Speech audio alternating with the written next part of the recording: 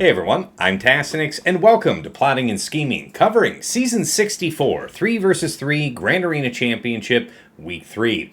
I am joined by most of the regular ensemble today. It is Dagger, TJ, and Sasha Aisha. Fatal couldn't be with us today. But gentlemen, it was a great week. Great in the sense that I won more than I lost. I had one match versus Zid and lost handily.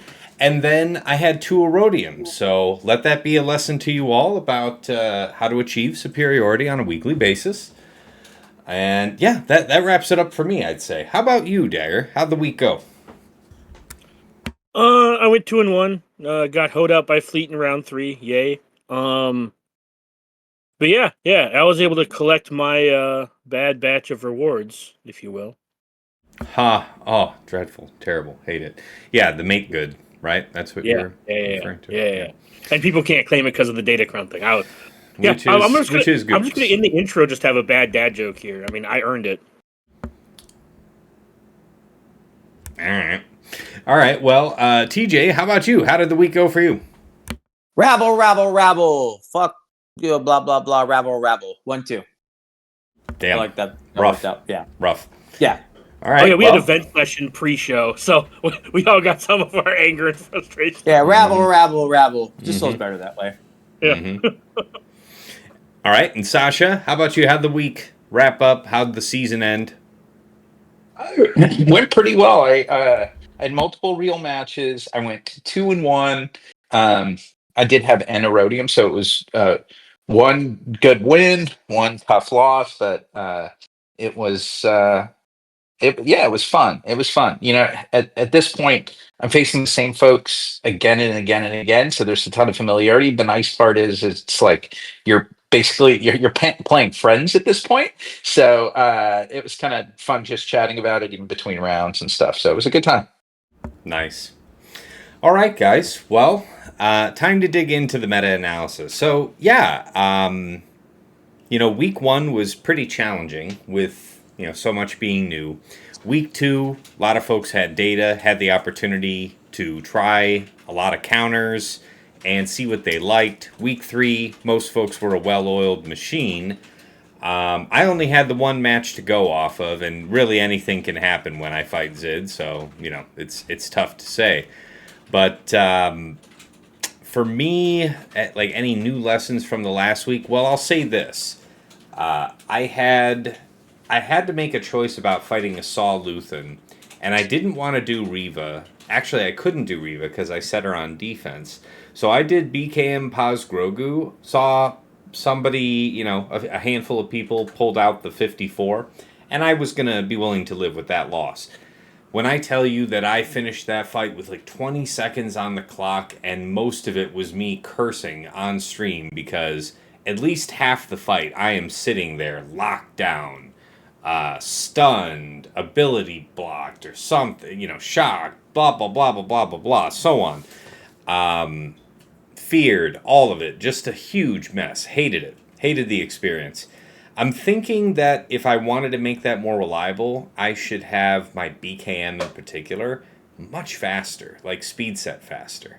I've been having her in fast offense since the beginning, and have largely enjoyed that. But if I wanted to make that specific matchup feel better, I feel like I need her to take turns a little bit more often to drop that lockdown when I don't have either of the sides free to help stabilize her. I just need that turn to pass. What about you guys? What do you got to say? I mean, on that specifically, I don't think a speed set moves the needle, but I do understand like your frustration with the fight. I just, as somebody who has a speed set BKM, I can tell you it's not better. I mean, that is somewhat comforting. I can tell you and I know we talked about it because Dagger pulled it in, but this goes to a perfect reflection. In almost all instances right now, with the Bamcron, your BKM team is just that much stronger with what it applies and 25% turn meter to start into level 3. You don't need the other things because BKM is such a monster that Dagger, I think, called it really well. BKM was one of the best teams all around this season. I'm not.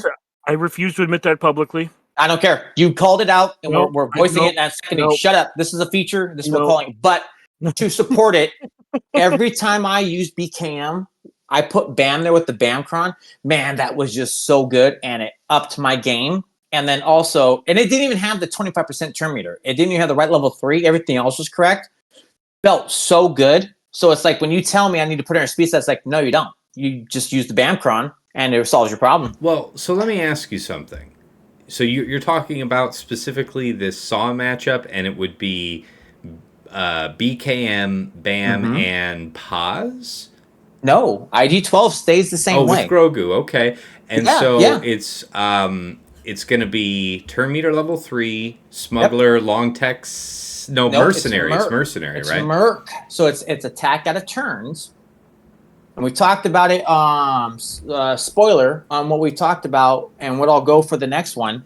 But you put it together, it amps up your BKM team.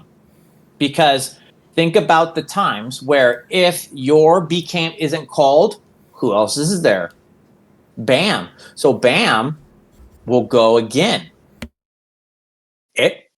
It works great. I almost exclusively was pushing with this setup instead of Paz or Paz or whatever you want to say.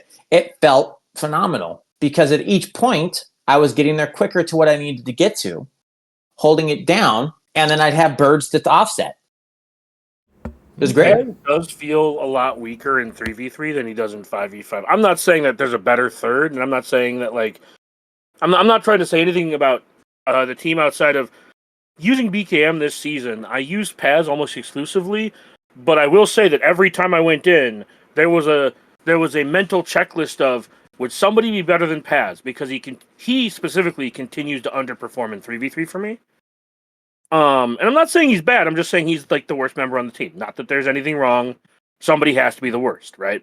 But yeah, there was always that mental thing. And if BAM is better, especially with the BAMcron, I think that makes a lot of sense. Yeah. Just from me using BKM, IG, and Grogu and Paz feeling relatively lackluster in all matchups. I'll give you a perfect example of where this looks and it's contrasting data. People were doing the bash JML, and I'm taking it as a sidebar to what you're asking, and it feels like the data would say when you did BKM with Paz on whatever it was done on the previous data for bash JML and Watt, the wins were I think 60% or something. It was really low.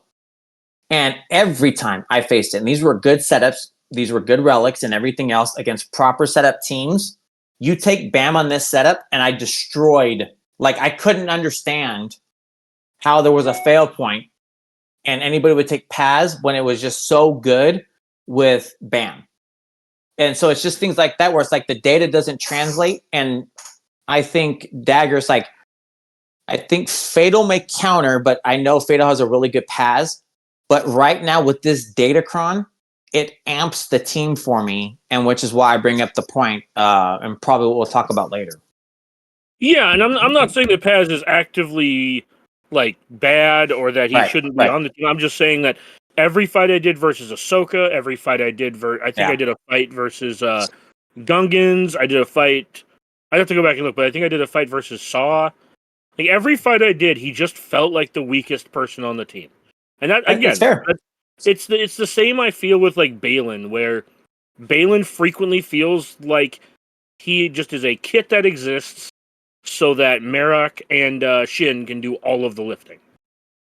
I'm not saying Balin's bad. I'm just saying like it's the same way that team feels like Balin isn't. No, I think it's fair. I think it's fair for your lineup does feel accurate, because if you can't get past the stump, right? Let me call him the tree. He stands in your way, so he's the wall. If you can't bypass the wall, my team is going around and beating the hell out of you. So I see what you're doing for the comparison of it. Yeah, because with Balin specifically, I don't know if this is your guys' experience as well, but Balin does his third, and then everyone dies. And I'm like, well, I'm really glad you were on the team, Balin, and that you pre-taunted. Yes. That's what I mean, right? Like you would do a Han because like, oh, I don't want that person to go because he may kill my Merrick or my Shin, and Balin's not going to do shit for me. But if he stuns you, you're screwed because my Merrick and my Shin are going to do the rest of the work. So Because I remember talking with Tass about me. I actually really love Crew Han Chewy. Not that I used Han Chewy much this season, but when I do use Han Chewy, and like against these smuggler crons, I know I mentioned it on Tass's stream when he had a guest, where Crew has an unresistible stun. So like just the utility of just being a pre-taunt, having an unresistible stun, Han's basic not being evaded, just made a really good recipe for beating smugglers. Again, not that I used it a ton because I just had enough reserved for offense. But it's the same kind of concept as that, the Balin team. I mean, obviously it's a better version of the team, but yeah. Sure, and Carl. Balin also was really good this season. Sorry, Sasha. No, I was gonna jump in on that just from a meta perspective, like going back to Tass's original sort of the defense he was talking about with Saw. I definitely felt like through this season that Saw Luthen, and particularly Saw Luthen with Krex as a third, was scary. Like, I mean, again, it was rough. I didn't feel confident, particularly against my opponents where I had BKM failures before. So what I ended up doing, and I this was really ended up being something that I saw through the data, that Seer, Malicos, and Cal was very safe. So that ended up really shaping what I Nice. was doing. It meant that I didn't have ATF with Seer Malicos. I didn't set Malicos on D, but that was like for me a comfortable 57 offensive option, knowing I was going to see Saw. Let me have you hold my beer, Sasha. This is why it goes into the next setup. I said the same thing. I have the Calcron with the bulk and all of the setups that make it nice with the level 9. When I tell you, and again, I'm going to go to the Datacron piece, me having to fight Saw, no Krex, Luthen, and Kyle with that Kyle Cron and that Merc added thing, I damn near walked away. One, I lost somebody in one of my fights. This is Seer Cal Malicos. This is exactly what you're talking about. I literally lost somebody in one of my fights, and then the other one I damn near lost. They damn near Kyle, damn near one shot, not Cal, not Seer, damn near one shot my Malicos. He pushed me to the point of actually having my Cal, again, Cal level 9. It's a relic 7, but it's still bulky and etc. On a light side bulk, he made me hit the revive portion of the mechanic. That's how strong this Kyle Cron with that additional attack is. Every time he would go, and he kept going so many times, it was ridiculous. Yeah, I had Kyle proc the Savior on Seer. That's what I mean, right? It's crazy how strong this Cron is, and why it's like I lead into the BAM only to go to the Kyle, because it's like I already know what I'm doing next season, depending on what we have shape up, obviously, right? Yeah, I need to go back to the prot built Seer because I was on health because of TW this week. This season, need to go back to the prot built Seer. And that's where I'm like, we don't have bulk coming next time to save your Seer and your Cal. So I have big fears of what is it, Dagger? Yeah, zero fear on Cal dying, by the way. Cal has that level 9. Now, he ain't going nowhere. No, he got revived. Well, yeah, but remember, when next we return to 3 versus 3, you don't have that. So I'm saying, even with the 9, though, he procced. So that Kyle procced Cal's revive. Like an R5 Cal. No, I have R7 Cal. I don't have an R5. You disgust me. No, that you call it whatever you want. But DJ's like it's R7. I'm like, okay, good. So it's still like R5. Got it. This fucking guy. You didn't earn your R9. Shut up. I R9. I have R9. I have manually clicked the button to R9 a Cal Kestis in my life. You can eat shit. I have manually clicked the button. I have to phrase it that way, and y'all know why. I know you do. I have manually clicked that button. Do not. To me, having a bulk setup on an R7 with a relic, with a level 9 Datacron, which is helping you to intensify the defense, and watching your Cal literally get procced for the revive was shocking to me. You should probably just not have an R5 Cal. Right. And you keep saying the words because you can't count. And it's okay. I understand that 5 equals 7D. That's fine. But I'm just calling out. I'm just calling out that R8 and R9 teams. R7 is basically R5. I was in the same relish impression of on what your shit, Sasha. What I'm saying is what relish Sasha was on saying. your Fight shit. nice. Shut up. Sorry. What Sasha is saying is true. I walked in with the same notion and then got my mind immediately changed watching my team get decimated by one character because one, turn meter setup. So they're already in front to the loop. Yep. And then they're off to the, you can't stop the stuff with the serum, right? And you're like, well, it's fine. The turn meter gain is like, oh no, my team looks hurt. Oh shit, Cal just got the revive setup. Oh no, Seer's gone. What's happening? And it intensifies that quick. And then if he gets that third proc, dude, the holy shit factor kicks in because there's also Dagger put it very eloquently, explode. And that's I watched my team and my face drop is like my team's fading away. Don't leave me. But that was good. Yeah, I just wanted to comment on it. I've been straight to your point though, TJ. Like I consistently faced Kretz as a third rather than Kyle, Agreed. and there's less like early DPS pressure with that, right? Mm-hmm. So, like I had not had an issue. I mean, yeah, some damage was done to my squad, but there was never a moment where I thought I was going to lose the battle. But I was not facing that Kyle. The other aspect on just sort of the broader meta aspect of like BKM and her role, and really for me when I was setting my defense, I felt like BKM was one of the most problematic predators out there. That I actually reached a point where I deliberately set LV lead with Maul and Thrawn. So I didn't want a cheap bounty. I actually and I put a dark side turn meter on it so that they couldn't just.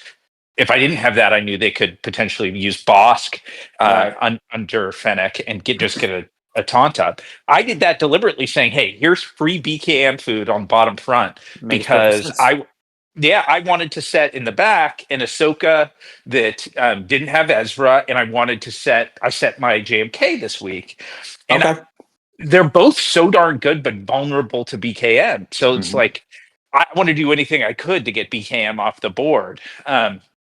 So yeah, I think that's a really important consideration for this week. I was sweating about BKM as well. Dude, she really did shine this season. She had a lot of application, and that's with everybody keeping Gungans for offense. So strong agree. That's right. And Taff, you talk often about, and I'm a huge subscriber to this philosophy that you play the opponent, more than you play sort of like your own particular strategy. And I was deliberately looking. Do any of my opponents have BKM tendencies I can exploit? Like if they use BKM against Sawluth and Krex, I didn't have a Kyle one to use, but if it was Sawluth and Krex, can I draw BKM using that? And none of them were consistent. Neither of them were consistent on that. Or was there something else they do for BKM? Because it was that top of mind for me. I think here's what's relevant. I don't think it stops. So where I think this is relevant for the discussion is I expect her to stay this player next season because there's a cron that relates to her. And what we can do and what you get to keep solace in, Tass, is you can bulk out your BKM and keep her how you want, keep her nice and happy because you've got 25% to work on it. And with the BAM, I still feel like it's going to take out most anything that you see. It's just she's that utility knife. She's not I meant to ask this a few minutes ago to you, and I know we kind of wandered around on a couple things talking about this point. But the level 9 for BAM isn't actually pivotal, right? It's just the 3-6 that's making the difference. I love the 9 because personal experience of using it. I've watched the damage that's being done to him be returned on him. I'm watching their health bar just decrease. Do I call it a requirement? No. But is it a nice to have? Yes. Because I actually saw where I got hit and damaged from my BAM, and I watched their bar go down. So it speeds up the fight and what's being done to him. So what I call it a requirement, I would call it a very nice to have. And the combination of the Merc return fire on top of, or like the out of turn additional attacks with him when IG-12 calls him, and that 9, to me, makes your fight 15% easier than it was previously because of that. Okay. So I haven't used it, as I mentioned, but I'll tell you, Tess, the one sort of concept on it that appealed to me was Bam occasionally has an issue that a lot of men, particularly early in life, can realize, where he gets a little excited a little too fast, Yeah. right? And it's like, dude, just wait for 20, but he can't because they Right. target him down. So this thing, if they target him to prematurely get Bam to go off, he's doing damage. So every time that they are hitting him, he's ramping his birds. So like the premature Bam Oh, becomes less yeah. of a problem, Yeah, right? because yes, it's about birds are stacked whenever Yeah. what is the effect? Damage is done to the enemy while he's in the squat. So, Sorry, Sasha, I yeah. can't relate. What is it? He can't relate. Oh. Dagger doesn't have this problem. Yeah. He's the only one. I know I don't have BAM level 9. Mm. I mentioned that in the. I am farming It also works that's both one ways. of my Like, goals. One question for you guys. The point of the before comment was that it works Please. both ways, but I also Yeah. don't have the BAM level 9. Yeah. That's fair. Yeah, one on BKM, and not on prematurity, but on BKM. I'm considering it for my next R9. Do you guys think that I'm guessing from what you're saying, you think BKM is like a no-brainer R9, or no? I don't think Not it BAM, but needs. BKM. Well, I don't I think will- it needs. I will say this. I think every character where the majority of their kit revolves around their stats should be a priority to R9. Bo is a character that cares about her health and her offense. If And you I are think looking at a nice to have, sure, I can understand the nice to have aspect, but I think her kit is so well done for who she is because she can stand the test of time. Even at an R8, R7, I would definitely want R8, nothing less. She still stands there. The point I was trying to land was basically, if you want to ever change her out of offense modding, I feel like R9 is a no-brainer. I would 100% agree that if you're See- trying to do anything outside of the standard big I boom also think stick, See, I was Yeah. thinking that like I specifically took her to R9 just to get that extra offensive throughput to push through my 3 offense primaries, right? That's what I used to have. So I think I put her in a speed arrow with a really strong offense secondary sense. But I did it for gaining that bit of offense. Because like 300 offense becomes about 500-ish offense, something like that, pushing up on 6. Worth mentioning, like, I would not take this team against this team in Conquest. It seems unreliable. Outside of that, I think just again, there's so many health and offense multipliers on that team in general, where I think that it's just kind of a no-brainer to R9 her at a certain point. Now, to TJ's point, I don't know when you do that, in the sense of, like, in order of what number R9 should it be, whether it's, R9 That's number fair. 18 or R9 number 34. You know Yes. what I mean? No, that's a fair I don't call. know where it falls in that, but to answer Sasha's question as well as I can, I do believe that she has consistently performed to a point where an R9 would be worth it just to secure some of the fights where it gets chintzy. I'll Well, tell you. and also remember, I mean, with her Especially against with ancestral resolve, ramping health and defense on her, giving her that leg up off the rip definitely helps. I'll put it. Go ahead. You could put it like this to make it even easier. And each meta we've gone to, regardless of the cron set, how well has Bo done for you, Sasha? Will be your answer to should I do it? And to me, you couldn't go wrong with the answer because in each situation that's come up, as long as there is a light side cron, you can go use your BKM. Now, whatever the team around her supporting is going to do it, it'll make it eventful. But she, as a team, while not probably going to be on defense, has been an amazing asset in almost every season that's come up. Yeah, I in threes, I totally agree. In fives, often. There was one lapse, and it was recent, may have been the last 5 season or the season before that, where I started to see myself not using BKM 100% of the time. And now, like, I reconverted to it, but I I think it's worth it. And this 3 season, it seems super compelling. And to TJ's point, like, we're always going to have not always, but most of the time, we're going to have some light side Datacron set that will help juice it up. So helpful, Yeah. you guys. I appreciate it. Yeah. So good discussion around my question. How about you guys in this last week? Any meta matchups that you found? Oh, I hadn't encountered that. Oh, that was novel. Anything jump out at you? Saw Kyle. Yeah, well, we already covered that fairly exhaustively, I think. That's what it felt really used. Everything you were doing, like anything that people were doing. I know the Fomega, whatever you want to call it, for that team was out, but I felt like that was pretty solved. But it felt like Merc had a bigger play, at least for me, where I was at with what people were doing, where it adjusted my fight a little bit. I had to take a look. That's what I said. The Saw Kyle felt like the biggest one, where I was like, that is standoutish. And man, I'm glad people didn't realize this is what it was going to do by the end, because I think I could have, with who I faced and some of the better moddings or something like that, it could have been a real problem for what I would have ran into, where it's like, Sasha's like, I just used Seer. It's like, don't do that. Did you face this? And it's like, oh, it was the Merc setup with the Kyle, and that's what caused the variation. All right. I appreciate that. How about the rest of you?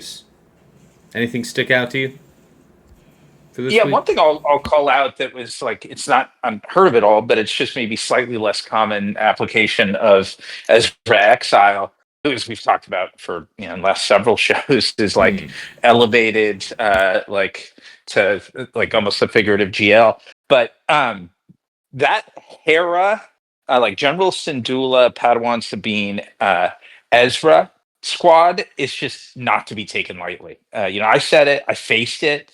I talked to some other people who had a GAC basically torn up by it.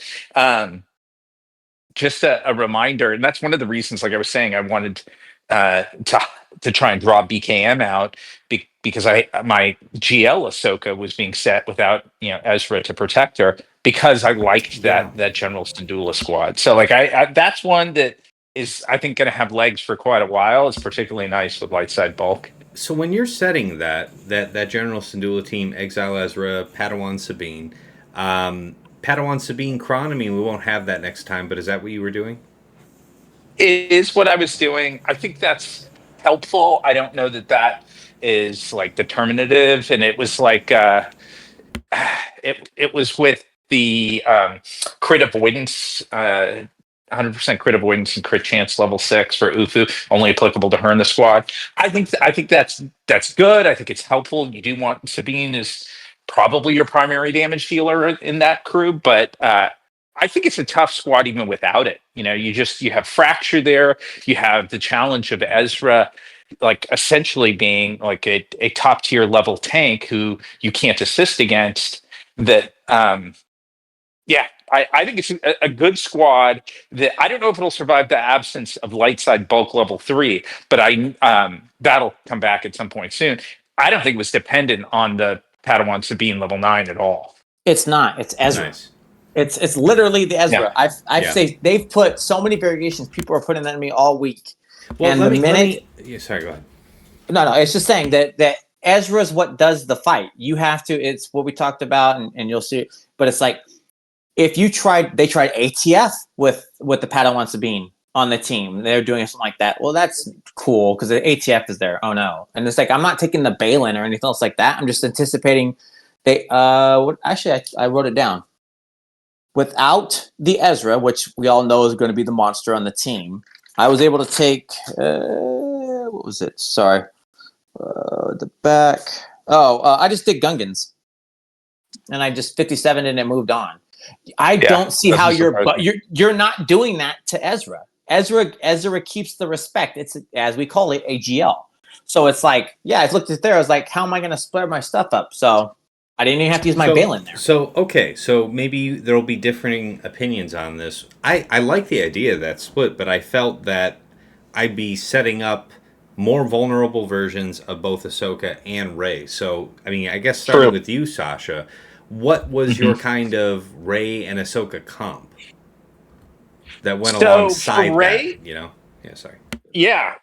I think the best option for Rey in the meta we're just leaving would have been like Ben and Ufukal with like a well-developed Ufukal Datacron, because that squad can be pretty darn formidable. It's a decent alternative to having Ezra there. It's not at the same level because Ezra is that much of a game changer. But then, absent Cal and Ezra, I would say it's throwing Nest out there. And Nest was like the variable I considered for. In fact, I think one round. Um, I think I set Ahsoka, Watt, and Nest as one squad. So that Wow, that is ensures crazy. that. Yeah, so I it got Ahsoka. She gets tank tech as the first move. As a Watt's bonus turn, which means she's got a high degree of regeneration. You can't cheese that down as easily. And then it means the health tech is going to be going to your Ahsoka. So that's or to Nest rather. Sorry, health tech to. You could do Nest there, or you can do ATF.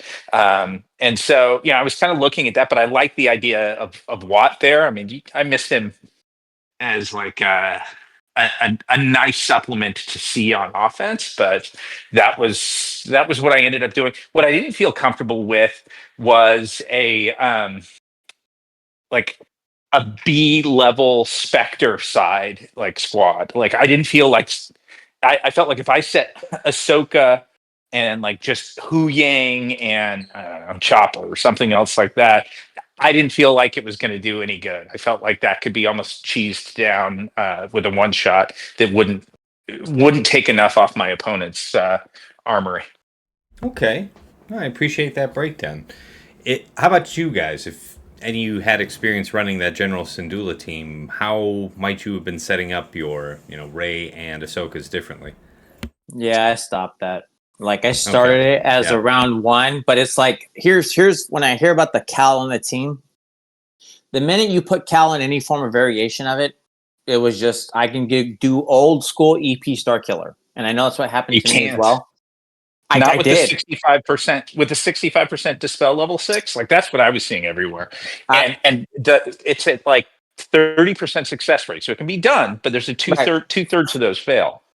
Not everybody for me. So it's like, to be fair, everybody to me was doing crit avoidance. So I guess I had Ah, one and I was got putting it, but like then you're just going to Star Killer it, and the yeah, Seer Star Killer setup with it, and then anything that wasn't got it. Ezra, because that was Yeah. mine. I faced that. It's like if anything that wasn't Ezra, so that was the Nest. If we're doing that, 65%, it was Seer Star Killer, and it still did just fine. It didn't hold. The only thing that caught me this whole season was the minute week 3 came up, everybody had Ezra back on it. It was 100%. That's what I faced, and it was. How are you setting up? So to your point, the Ahsoka had to be ATF because I got cheesed. Even with Ezra on the team, I got cheesed. So ATF had to be on my Ahsoka to try to prevent the cheese, even if you were going to hit me with the Balin or something else. But without the Ezra, every other form just toppled. Ezra was just still the monster that he was born to be. all right. Well, guys, let's move to the next topic here. Set 20 datacrons that you're focused on getting in this second run of Conquest. We are currently in the second and last run for set 20. So anything that you were missing from the first run that you're hurting for? Personally, I did not get a Bamcron yet. I am looking for that. And then I would like to get a couple more Dark Side that have buffs up level 3, because the turn meter level 3 I actually have quite a few of, but this last season of 3 versus 3, I found myself wishing I had more of the buffs up than the reactive, 15% turn meter. What say you? I felt the exact opposite. I had Oh, like 3 or 4 of the buffs on basic, and I found a lot of my fights going like 2.5 to 4 minutes, where I feel like the stacking offense would have absolutely broken much harder in favor of that. okay, Um, stacking. You're saying stacking offense versus buffs up. Okay, I can accept that, but you weren't oh yeah, opting yeah. for a turn meter. You were saying. Oh no! I was saying like the one I found that I had the least of was the turn meter level 3, or not the offense stacking level 3 on buffs. If Okay. you have 2 or more undispellable, if you have 2 Yeah. or more dispellable buffs, you gain 5% offense. Yeah, you get a lot of turns and threes. So Yes. I can, and like you're saying with those long matches, I'll tell you for myself, it was. I definitely want to kind of diversify my level threes because I had a high concentration of the dark side potency ones. You get 30% for any opponent that has less than 4 debuffs, and so I had a bunch of those. And in certain cases they're nice, but most it was like, meh. I really wish I had more offensive buffs. Yeah. But the one that I care the most about, and I know we've talked about this in separate shows, but like uh, getting a tenacity on Hut Cartel Long Six. I don't have that. I wish I had it Yeah. in threes as an option. I know I'm going to want it in fives, and that's my number one target for this conquest is to have that because I like the Smuggler Six. I ended up setting that. I have one that has really high tenacity, but I don't have the Hut Cartel Six, and I particularly like against Night Sisters that Hut Cartel. As long as you can land some debts out there, then the Marin protection regeneration is stopped in its tracks, and that's really helpful. Yeah, I think you kind of nailed it. I think what I'm really saying is I felt like I lacked that diversity of Dark Side level 3 specifically. And I think you kind of I think you summed it up a Right. little bit better than I did. It's mostly that I only had one potency level 3, and there was a couple times where I'm like, man, it would be nice to have another one of these. I had mostly TM up and a handful of buffs on basic, and the buffs on basics are good. I feel like those are much better in shorter. Well, we talked about this before. They're better in the shorter fights, so they're generally benefited more in 5v5, or with teams where Yeah. you're using lots of basics. Now, a lot of teams, There's especially 3v3, you're not really spamming basics all that much. But Sure. yeah, it's Yeah, one of there those was where. one other thing. Sorry. I oh, sorry, no, go ahead. Yeah, I didn't mean to cut you off. I thought you were done. Oh, Sorry. I was just saying, the one thing I noticed is that I set so many light side teams on defense is that I didn't really feel like I needed or wanted light side crons.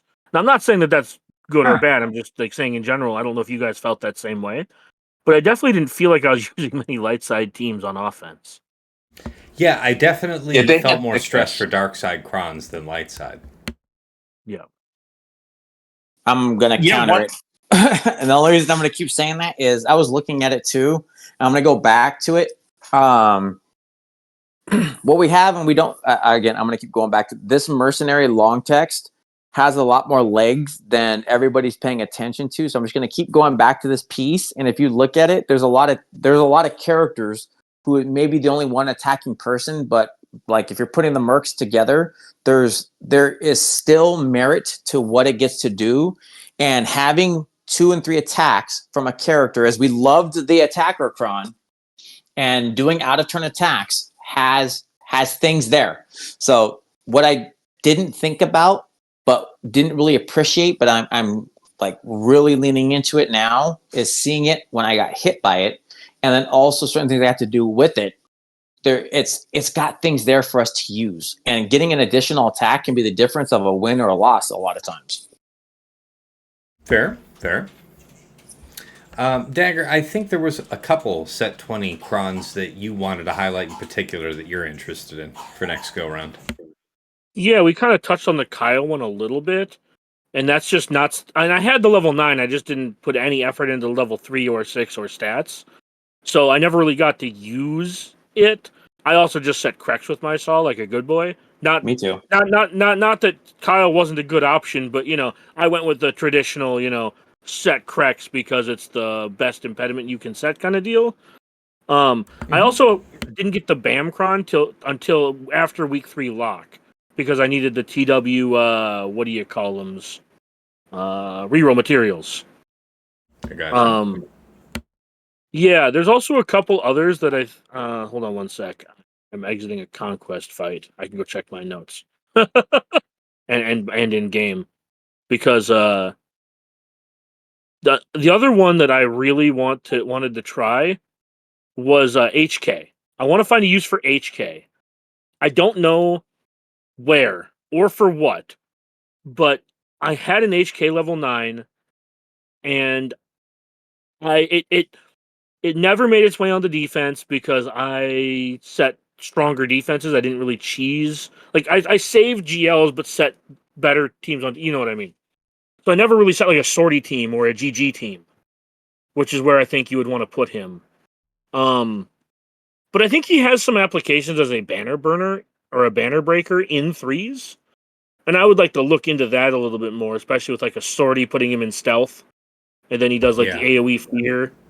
And just to break some banners, not for any other real reason. This season. It's not a bad theory, Kraft. It was interesting to fight. It didn't stop me up, but yeah, it was good. Also, another one I wanted to do was IPD. Why is that? And what's the use there? Well, every single character that takes a bonus turn after an opponent takes a turn has been historically good. Same thing, like I said, with Cad Bane. Whenever somebody assists everyone on the team dealing more damage, it's always been like a meta-ish cron, just like bonus turns. Now, my personal thought was putting it alongside Lord Vader, because Lord Vader will convert its prot to health. So it'll start off with its whatever buff dispel, and then it'll explode. Okay. So, in 3v3 specifically, putting it with Lord Vader, because BKM's be like, all right, I'm going to beat you up, and then it's like, I'm going to explode. And I'm not saying the explosion will do a ton of damage, but it will make the fight go a lot faster. It'll proc Maul's pushes. It'll just maybe break a banner or two. And again, it's less about hard stopping things and more about just how can I steal banners from people? Because I learned, and I was in the bottom of Kyber 1. I wasn't even at the top. And with my account, people were averaging like 55 banners in attack. You know what I mean? It's not like people were being caught out by my like R9 teams. You know, having a max account doesn't mean nearly as much when it's like, oh, cool, I'm 16.1, but all my opponents are 14.5. So absolutely, yeah, it doesn't matter as much. Yeah, so that's the other thing is it's trying to manufacture bleed, and I think some of these crons could manufacture bleed if they were implemented or modded in a certain way, which is something I want to look into, like HK putting just like a plus 170 set on HK to take advantage of the bonus speed he's gaining. Yeah, to see if you can get him out in front of some people. Yeah, that I remember dropping once to it because I took Bad Batch in. Or not, it was Bad Batch, and I just didn't take a 25% light side turn meter. I'm sure that would have made the difference, but I underestimated the amount of speed that HK was going to gain. I thought that Echo would have been easily out ahead, and that was not the case. So, fair. Yeah, it's mostly just I feel like there are tools at our disposal that were not explored enough. And I say enough, not that they weren't explored at all. Mm-hmm. And that's kind of like what I was thinking on that. And I was telling TJ beforehand, not having the Bamcron didn't hurt because it just meant I set Bam Sana. But it would be nice to have it as an option, and not that I need more options, I guess, but being short an option does make you feel short an option, I guess. Fair. All right. That's about it for meta-analysis, guys. Best attack in defense of the week. So, as far as it goes for me, I think, highlighting two losses is important. First, we already talked about, not a loss, the BKM versus Saw, but that was a near loss, and that was terrifying, and I thought it was going to be a lot better than it was, and I just barely got out. So, got to think about how they're modded if I want to be able to do that again, and I'm going to be sweating on that until we come back to 3 versus 3. The other thing is I kind of botched a Leviathan mirror. Now, I want to say week 1 or week 2, I saw Arsenal go against my Leviathan mirror, and his first reinforcement was Scimitar, and things looked so smooth, It just looked really, really nice. And I thought, wow, this might be better than the thing with calling Palpatine out first. And it did not go like that for me at all. I ended up needing to 4-shot that Leviathan, and I did get it down, but damn, it was no, wait. It wasn't a Leviathan mirror. It was Leviathan versus Executor, and that's what went south. Yeah, it was a bad time. I wouldn't recommend the experience. So, how about you, Dagger? Favorite attack and defense of the week? What you got? To be honest, I don't really have a favorite attack because I was relatively clean on ground all week. Now everything came down to Fleet for me. Like, I fucking hate Fleet. Not that that's like a new thing, but lost my last round exclusively because got dodged a bunch Yeah, fun. It's always fun when you take your endurance versus executor, and you have the potency to ability for the AoE ability block, and then all three of them fucking dodge. Beautiful. Love it. Oh my god, just absolute AIDS. Like I'll watch my language a little bit. Yeah, very frustrated with Fleet this week. I lost some fight. And there's no history up right now, but you can go and look. I sucked on Fleet this week, and I would like to point out that I am in a really good TW guild, and I know Tass does this occasionally too. I pulled up the write-ups for some of these fights, and I lost using the write-ups that we use in TW. Yeah, if I don't So have a strong memory on it, for sure, I've done that. I'm very, very scathingly annoyed that I dropped the Fleet fights that I did, because after I dropped that endurance fight, I went back in with the Empire fight we've used and got hoed out there too, and then I couldn't clear Fleet. Fair. So Fair. yeah, just absolutely, and that's the best. And as far as defenses go, yeah, I didn't really have the only real defenses I had was the we talked. I know TJ and I talked about this. It was the skewer of having SOK and Jabba in the back with Hux, and you have one JMK. Have fun. And I had 100 and something % tenacity on my Hut Cartelcron. So it didn't forbid Night Sisters, but boy howdy, it made it harder. Okay. Fair. And basically that's how I won all of my matches was put two things in the back, you have to JMK, you have one JMK, you have to try to off counter the other one, and then I just manufactured drops. All right. Reasonable play.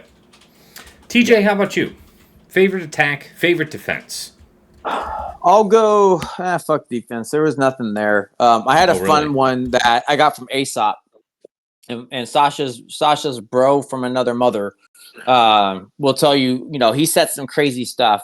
It held for him, so of course I'm thinking like I'm equal to Aesop, which is not true. Datacron or Relics or modding decided to do it as well. It was a fun concept of the idea, but it was putting Sana on the SLKR team, and he showed his history of what it did because there's just nothing out there for it. Right? Like, man, that sounds like a fun idea. So that was fun in theory. I know it worked for him, and I couldn't give it to the team because I was like, I'm gonna face Sasha, and so anybody who knows Danos has that tournament. So I had to keep it hush us to keep it to the thing, but it didn't stop it. I'm sure they got banged or whatever, but still cool. Idea was still fun in concept and in theory, and I'm sure it works for Aesop. But as I'm not Aesop, I'll go back to the normal. The other one that I caught was actually end of round 3, which was cool. I found an actual team that could 57 mothers, and so if you go look at the history, it was a age-old test of what can do it, because obviously Darth Revan can do it, and then you'll take your 54. But I was trying to play the efficiency game, and what did it for me was Balin. Balin in front of it, and you don't need any special setup. There was just a Terminator thing that was on it. I regained everything for 57 because eventually everything went away for those turns, and that was cool for me because all season it's either take your 54 and take your lumps. You're going to, even with LV or anything out there, nothing was getting at 57. So seeing that and playing it, man, was that clean. You just eat them up, they go away, go 9 nights, and then you just win. Yeah, quick honorable mention to Balin on offense. I know we talked about that in the week 2 episode. That, you know, with that JML counter proving to be pretty reliable. Yes, it was against Balins of any stripe. Shout out to Balin. Shout out to Balin and Redacted for being two of the very best teams this month on attack in 3v3. Yeah, they redacted this guy. Dude, I watched. If you read Tass's Discord, you know I'm not going to publicly say it. I know, but to honorable mention to Tass. Yeah. Tass's video, dude, was my instruction aid as I was playing my fight, and I'm like, all right, let me go. So I had him on YouTube. So this is honorable mention to Tass. As he's talking through it, and it's like, yeah, this is the reason why I do it here. So I literally would fast forward. Okay, let me play the fight.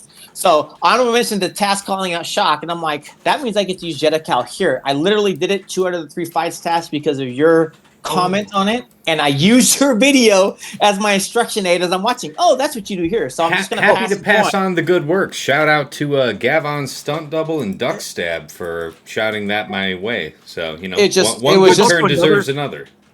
Another really quick reminder to everyone, because I forgot this month until I remembered.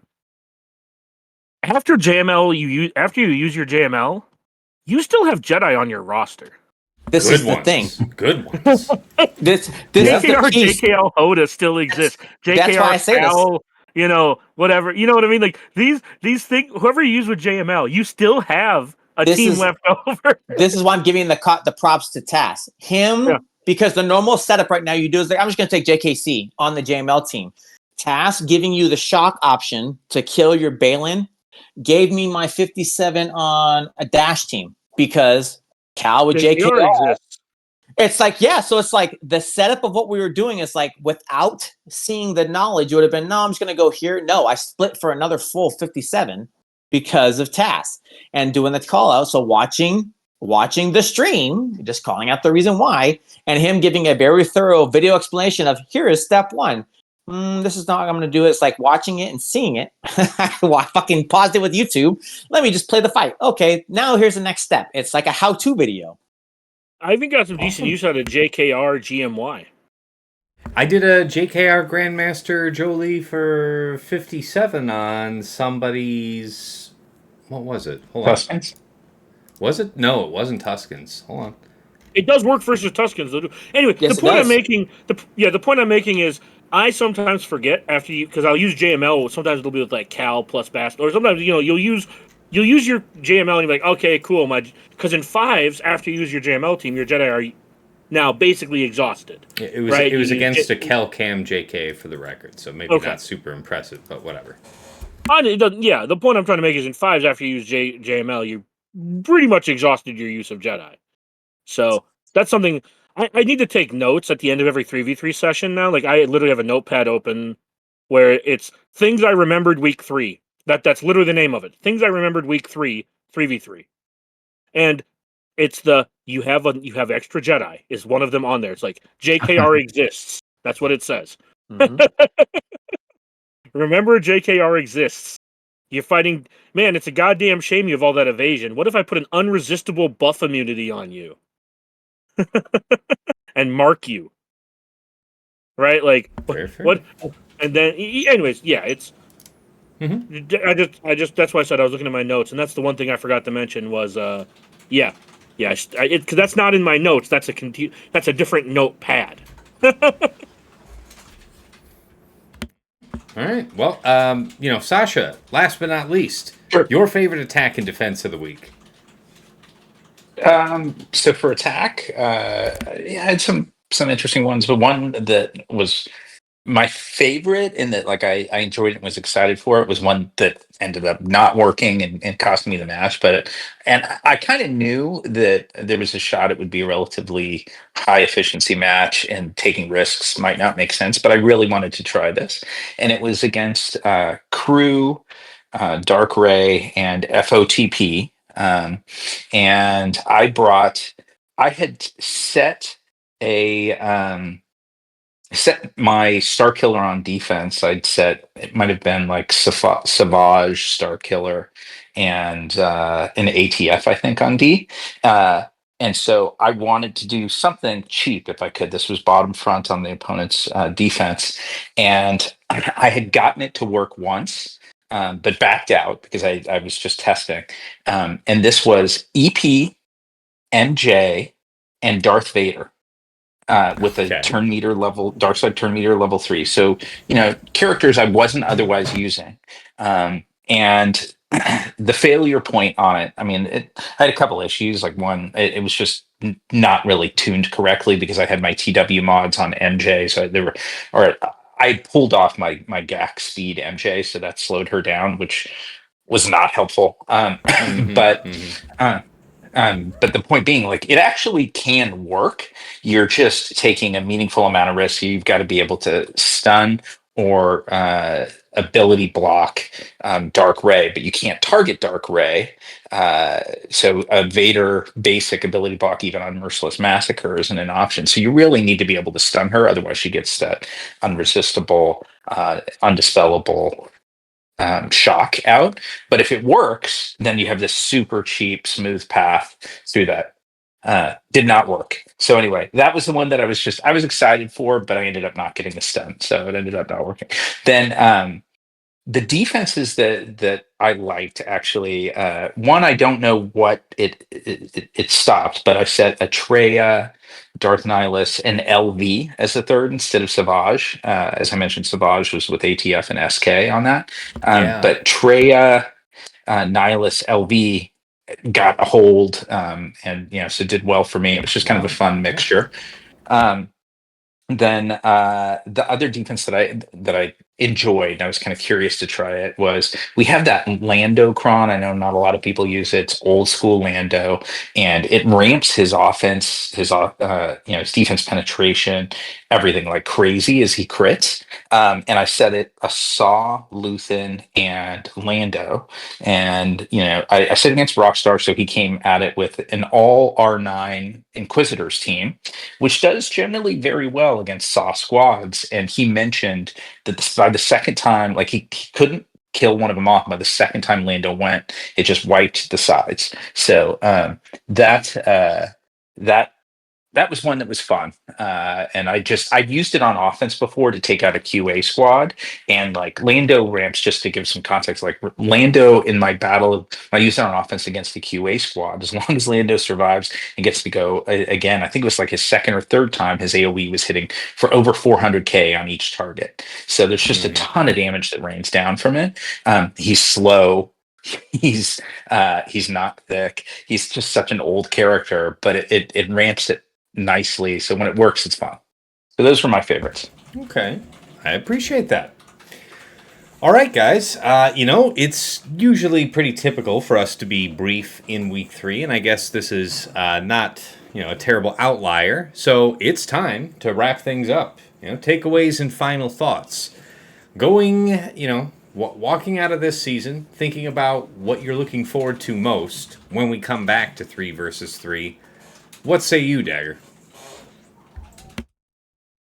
Week one reminded me of what GAC could be. And I think that kind of paints me into a corner for weeks 2 and 3 once we have data. And now that everyone knows what to look for and how to decipher data, that the meta gets solved almost instantly. And I think I need to find a way to keep GAC new and fresh and interesting for me, whether that be flipping the way I play to either, some type of exhaust defense like Fatal does, or some save every team I enjoy playing ever for offense like Zid does. I think I need to. One of the big things I figured out this week, because I would get frustrated, is I know I've said this before. I need to find ways for me to enjoy GAC. Because week 1 was amazing, and that set an unrealistic bar for the next 2 weeks, to where I think a lot of people feel similar to that, where the Wild West of week 1 is a lot of fun. Yeah. So, and not to beat that dead horse too much, I think a lot of people end up being like slaves to the meta. Like I remember weeks 2 and 3. I think I fought 11 of the same teams every round. Right, it was just like 4 teams that changed. So I think if I had different teams to take against those teams as opposed to prescribed counters, it would feel less like going through the motions and more like I had some autonomy. And I think that's the part that frustrates me the most about GAC, especially 5s, is that I feel like the autonomy is removed from my decisions to a degree if I'm trying to win. So I think either finding a way to reconcile that, or, because it's a video game, it's supposed to be fun, and I've enjoyed this conquest for the last day more than I enjoyed the last 2 weeks of 3v3. I'm not kidding. Mm-hmm. Because I get to use the teams I want to use, how I want to use them. And I need to take that attitude into other game modes. Anyways, I digress. I'll give up my soapbox. No, fair enough. Well, TJ, how about you? When we come back to 3 versus 3, what's top of mind for you? Dagger squared. No, I think I think Dagger put it really well. Is that I walked in with high hopes. We talked about in the in between of fives going into threes. I was excited because I liked threes, and like Fatal said it too. It's like because you have more teams to set, so you get to do more things. This started great, and then to me went downhill quickly because it got so solved so fast. So you weren't doing a lot of the things, right? It was like if I lost a fight, it was something I knew because it was bad luck or something else. It wasn't something where I actually gained knowledge. So that became more frustrating because it's like, I know I could have done this, but I wanted to try to change it up and I was punished for it. So I think Dagger puts it really well. I'm going to go in with the hope that what we see in week 1, we get to keep some part of it in week 3. And then it brings back the vibrance because I really do like the threes aspect, not because of the time sink, because it really is a time sink, but because you get to play with all these theory crafts. And that feels like a great part of the game for me and what I'm going to try to take into it next time. Okay, appreciate that. Sasha, same to you. When we come back to 3 versus 3, what are you looking forward to? What are you going to be cautious of? What are your thoughts? Yeah, similar sentiment. I got to amen with what Dagger said, and like TJ, I think it kind of captures, I think, a lot of how I was feeling, and I think for myself, I mentioned it in the last time when I was talking about favorite attack. The favorite attack I had was one that didn't work, one that I knew was not optimal as a like risk management approach for trying to win the match, but I was curious to try it. I thought it would be cool to do. I find I need to put my thumb on that balance of play for joy rather than like competitive optimization with GAC a bunch these days. It's a little more frustrating because of the rarity of GAC matches because of the erodium bug right now. But when I look at next 3v3, I want to try and continue to get creative. Like I really enjoy it if I can come up with something on defense, like maybe just at least per match one squad that I haven't seen a lot of data on, and then something that I want to try, and that sort of creates sustainable enthusiasm for myself. So I like that. And then the other thing I want to try and do, and I look at this for like fives, and I've mentioned this in the past, like one character that I just find fun is Young Han. And like I said, I used old Lando in a squad last time. I want to see if I can get Young Han to ramp on something here. Like that, that'll be like that'll be on my moral victory list for the coming weeks. Fair enough. I know you love that character, so I want to believe for you. Thank you. No worries. For my part, so yeah, the reason why, Dagger said that he was seeing the same like 11-ish out of 15 teams on defense for everybody. And that's because of the solve that kind of came early to mid of the season, which was, well, it's not that I couldn't rotate another 2, 3, 4 teams around and have something a bit more different, but the fact is that if I do that, they're going to be cleaner on me than I will be on them. And that's what the data bore out. So that said, I think we could maybe all, if you're experiencing that, and, like I was, maybe we can all take more of a page out of Sasha and Aesop's book, which is be willing to risk making a few concentrate teams in 3 versus 3, which is always risky, classically, because, if you start dropping something and you've concentrated teams on defense, you started the fight on the back foot for offensive counters. You needed whatever you lined up to work the first time, and the second you start dropping, things can start to get away from you. However, if you're really looking to disrupt what looks safe come next time, it might have to be that way. The one upside is, of course, we will have that first run of conquest. You'll have 1 week worth of Datacron farming for the as yet unannounced Datacron Set 21. So there's going to be a whole bunch of new stuff thrown in the mix. But if you, again, were finding yourself feeling stale for what you could set down or feeling bored with what you had to keep fighting, be the change that you want to see in the world. Set these crazy concentrated teams and, have a little fun with it. Fatal isn't with us here tonight, but we will say, on his behalf, as the only other content creator on the show, you can catch him this season at twitch.tv/PlaybookTV. And for all the other guys here on the stream, thank you guys for showing up. It's been a busy couple days of recording, but we got it done, and now I'm gonna, start wrapping up here. So I would just like to add one more thing before you go. Oh, sure. I think a lot of us here have a lot of the same sentiments when it comes to how we feel.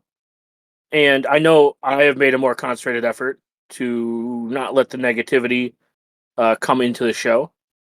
That being said, this 3v3 season, despite all the frustrations I had, was probably one of the most enjoyable GAX seasons overall, as far as like gameplay, like the Datacrons. Like, we talk a lot about how we feel, and we don't discuss a lot about how the Datacron sets felt. And I think this 3v3 season, as far as the Datacrons went, was incredibly smooth and rewarding gameplay-wise. I feel like there was enough nuance and enough brute force to where you could set a reasonable defense, but there was also ways to navigate through. And that isn't always the case when you have bespoke crons like Great Mothers, where if you fail, you lose, right? Remember when Gungans first came out with their Jar Jar Binks cron? And I do want to just give a shout out to CG that this meta that we're currently in for 3v3 was really good. So all the negativity aside, there was a lot of really good stuff in this 3v3 season, despite our more negative feelings. Yeah. All right. Appreciate that. Anything else from the rest of you before I start, wrapping up as usual? All right. Good stuff. All good for me. Okay. So yeah, if you're looking forward to catching me live next season for 5 vs 5, then you know that you can catch me at twitch.tv/Tassinix. I do simulcast now on YouTube as well. My channel is Tassinix Gaming. If you check out my YouTube, there's a whole bunch of other Swuggle-related content there that I think you'd be interested in. We've got my Datacron set guide video on set 20 that I made with Aesop Rock, the #1 player in the world. My mod guide videos on characters and factions. You've asked about some tutorial vids like, GAC Omicron tier list and how to mod. And of course, it is a rebroadcasting point for this very podcast, Plotting and Scheming. However, it does live natively over on Spotify. No matter where you find an episode of the show, though, there is going to be an RSS feed link in the description. So if you don't see us on your preferred podcast program, take that link, plug us in. You'll be able to follow us that way. Aside from that, I feel like I'm always forgetting something, but yeah, if you've enjoyed the show, anything that you watch on my YouTube, first of all, if you enjoyed it, please give it a like, hit subscribe on the channel if you want to see more, and of course, if you want to go above and beyond the Call of Duty and you want to really support the channel, there are a few ways to do that. First of all, I have a Cash App, $Tassinix is the way to go there. My PayPal is tassinix@gmail.com, and, if you want to get advanced scouting tools, you want to get early access to some of my content, including Plotting and Scheming, you want to have the ability to come and hang out with me in the GAC, Mad Men that are always scheming in the background, you gotta check out my Patreon. Patreon.com/Tassinix. For any upwardly mobile Grand Arena player, there is something there of interest to you. $5 a month gets you into the Tass House at VIP access level, where you get early access to Plotting and Scheming, which is generally coming out on Friday mornings at 8 a.m., but patrons are getting it as early as Tuesday night within hours of recording, so you can have that edge going into the first round of the week. In addition, you get early access to my Datacron set guide videos, and of course, that aforementioned text and voice chat on Discord, where you can just pop on in, say hi. Thank you so much to Andrew, Banja, Deadpool Cow 28, JJ's Productions Twitch, Jobin4527, Johnny B. Ottawa, Miasmal, Musross, Ray's Malbus, Sam Vimes, Sheepdog 47, Squed, Stark Strategy Gamer, Sweens 14, and White Wolf. Moving on up to the $10 a month tier is VIP Access Plus, where you get a bundled Patreon access to me and to OmegaBot. So if you watch my stream at the start of each one, I always have an OmegaBot report on my opponent because nothing shows you your opponent's offensive and defensive tendencies in such a digestible, easily understood way. Anybody can use it for free to pull a report on their opponent's last week of history, but patrons can make a custom report with any number of weeks. You get a downloadable HTML version of it with links that you can click that go right back into Swugga.gg or Insight, whichever one you use. So just helps you further minimize the time that you spend scouting while still keeping that accuracy up. Thank you so much to Dobby, Esh Sotnikam, Snack Attack, and Striker.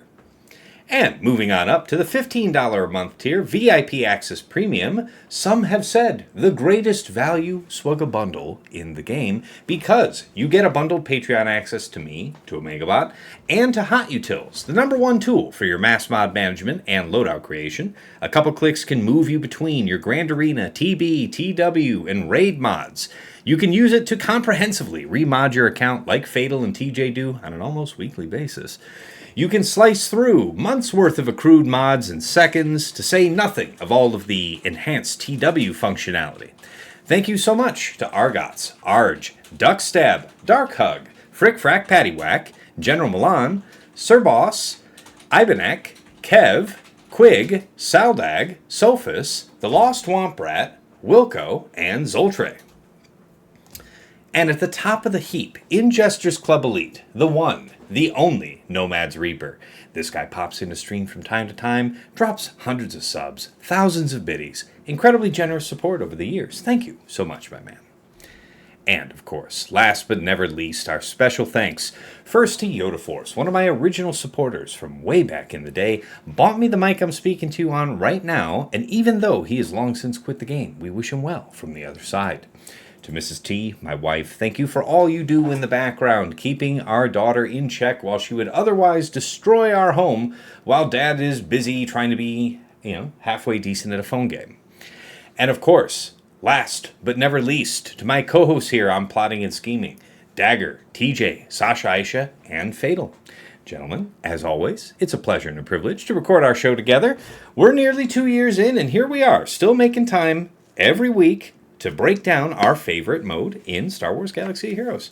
I learn something from you guys every week. Hopefully you pick up something from me from time to time, but it's not really about that. It's about the community. It's about the engagement, the discussion around Grand Arena. Us finding out about new counters, new pitfalls, all that good discussion around the show. And I have you guys to thank for making that possible. So, appreciate it. All right, coming back over to the main scene. We're coming to the end of 3 vs. 3. We turn our eyes to 5 vs. 5. We'll see you next week for the 5 vs. 5 preview episode. Just, a spoiler ahead. We don't have a guest this time, but it is going to be a great discussion. I have high confidence in that. Until next time, it's been real. It's been awesome. It's been real awesome. Take care.